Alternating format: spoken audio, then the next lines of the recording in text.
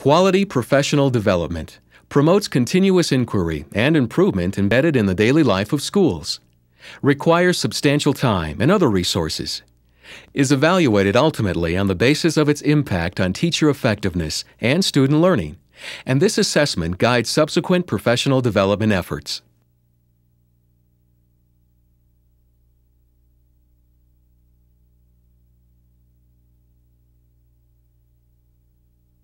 In second grade, I used to think that I knew everything about frogs.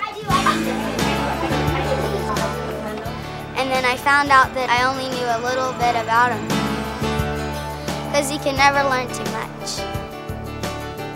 It's a simple concept, really. But in Lawrence, Kansas, a commitment to education for teachers as well as kids is embedded in the lifestyle.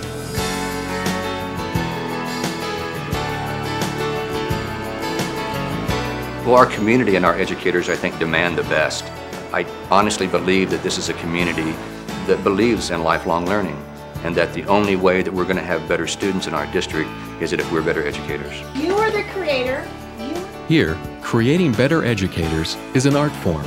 Professional growth is a district directive and a district passion.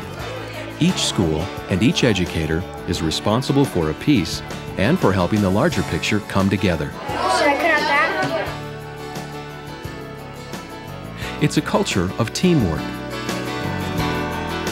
What makes professional growth in Lawrence so successful is an unwavering commitment from the central office. They provide the support and resources each school needs to implement its staff development plan.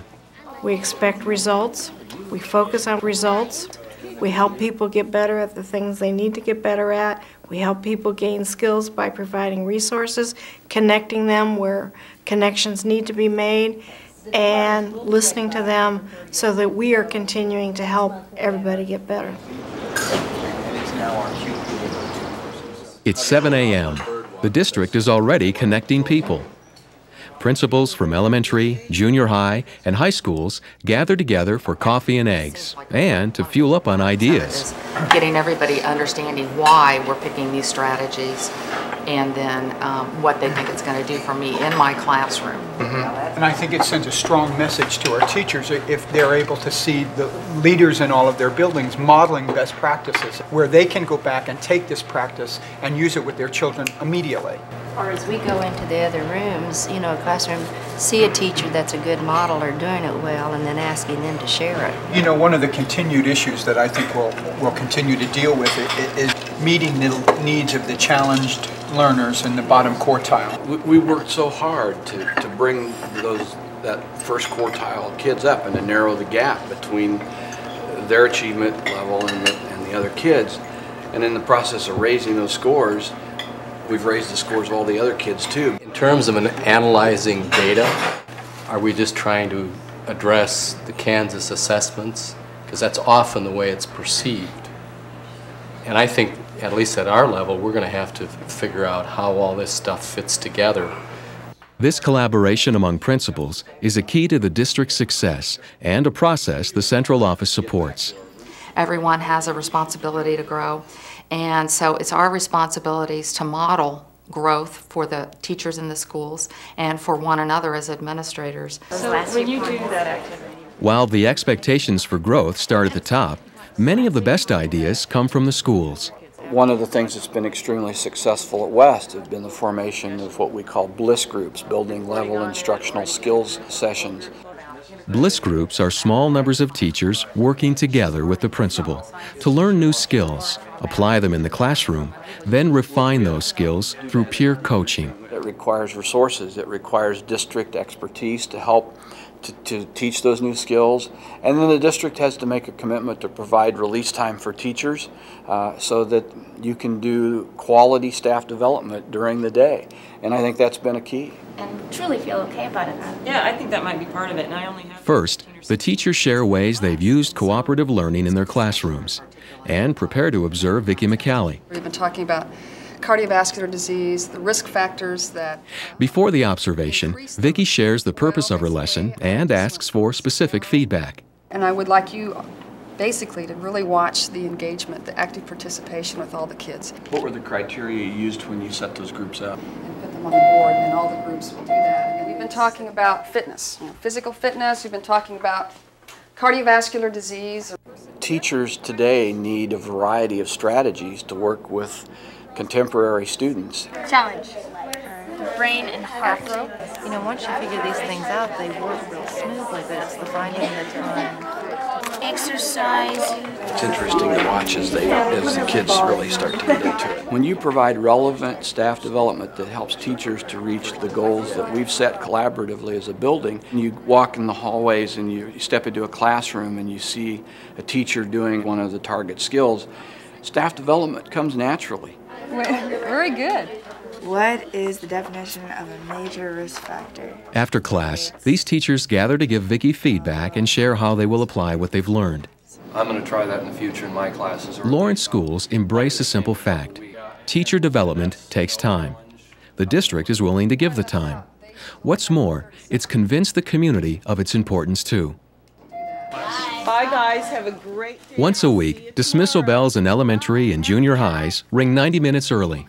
We now have collaboration time in all the elementary schools through our negotiated master agreement with the teachers, and it's very specific of how that time can be used. The students were still getting the same instructional time because additional time was built into the other days of the week. But the other component was bringing in other community resources and resources within the school to assure that those students had a safe, good environment, a good quality situation for the rest of the time until those parents could pick them up from work. Okay, so now what we need to do is we need to sit. Teachers use the dedicated hour and a half to collaborate on issues affecting their students. Michael is not taking this assessment. They say every second is vital to their effectiveness. The two of us like we've done before. Sure, that'd be fine. We had done collaboration, but it was in the hallways, after school. A lot of aspects of teaching become very hit or miss if you don't have the time to talk to the people involved. It might be the gifted consultant, it might be the librarian, it might be the math, it might be the title reading, the resource person. It allows us to meet student needs and to individualize for them, and it's invaluable for the students and for us. Collaboration time is a huge key to modern teaching. Quite honestly, I don't know how we could do without it. Besides district policies and community support, there are state requirements that encourage teacher growth, too. Accreditation means a school has met a state standard for effectiveness. In Kansas, the process is called Quality Performance Accreditation, or QPA. Kansas QPA focuses mainly on student academic performance. Another thing that we need to think about in terms of the reading element of QPA for the state is when we have met in our departments and have seen what the standards are, we need to make sure that our curriculum can align with some of that, and that may mean... To meet QPA standards, the state advocates a results-based staff development plan for each school, and it requires a district professional development council made up of a majority of teachers. In addition to the district council, each school in Lawrence has its own committee, which establishes its staff development plan and sends one teacher representative to the district council. I just wanted to make sure that you all know that tomorrow is our professional development council meeting, and if you have any questions or requests about staff development, then make sure you let me know so that I can take it back to the meeting tomorrow. At South Junior High, the job of teacher representative falls to Gwen Wedd. And if it wasn't for that, this professional development council, we would not be able to get that organized and then make sure that we are accredited and that we pass with flying colors. Good to see you. Thanks, Gwen. Are there any other issues that have emerged? We just a couple days ago got the results from the state reading, and one of the things we've noticed was our comprehension scores were not where we'd like them to be. They're sitting just kind of stagnant. After this district meeting, Gwen and other teacher representatives will return to their schools. They will work with fellow team members to examine student data and modify their overall school improvement plan, including staff development. Chris Hayes comes to the Professional Development Council from Wakarusa Elementary. She's looking to the district for help. What we're planning on doing then is to get some district support from the coordinators for reading, for language arts and some staff development support from the district level. And then sometimes other buildings may have the same objective or a similar objective, and we can collaborate together on bringing in some resources or doing some professional development together. The direction set by the state has supported teacher and administrator leadership. The result is improved student achievement. In the end, that's what educators want. When you see our test scores go up, when you've worked at schools intensely and their test scores begin to emerge, that's really exciting. We analyzed the data and we made adjustments in our strategies, and it's not rocket science, it's just paying attention, focusing, and making decisions that support attainment of those goals. I think from a district point of view, we provide the pressure and there's some accountability that has to happen, but we also provide the support.